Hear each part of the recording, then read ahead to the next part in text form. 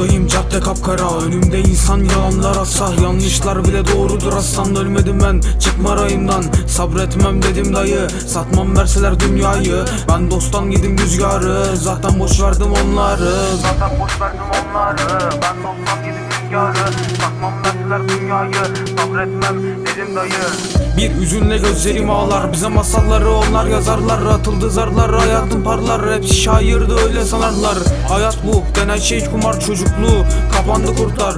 En çok annem korurdu, babamın gel demesi onurdu. Çok aksi ve hızlıydık, çok pis bir hayata kızgınlık. Bütün dostlar zaten dağıldık, bir gün olacağına inandık. Kör olduk bu yabancı hayatta, bütün güller soldu papatyam. Elimde tabanca, kalktım zararla, olanlar oldu solan baharlar. Yerine gelir mi yar, beni bitirendi bak yıllar. Sırtımdaki vuruklar sızlar, zar mıydı bırak da atsın yar. Bir tepede beklerim acımı, derdimden kazıttım saçımı.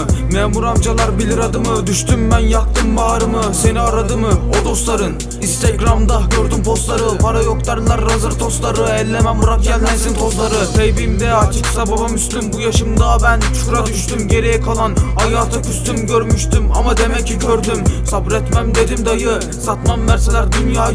Ben dosttan yedim rüzgarı, zaten boş verdim onları.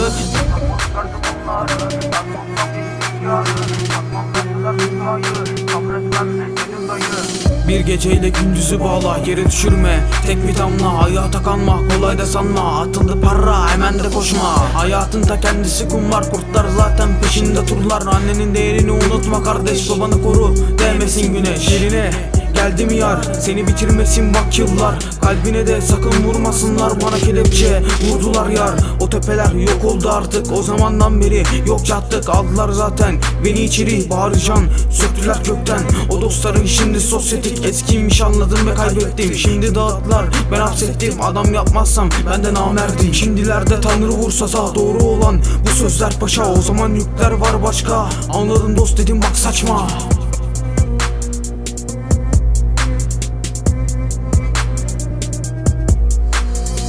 Dedim bak saçma, dedim bak saçma.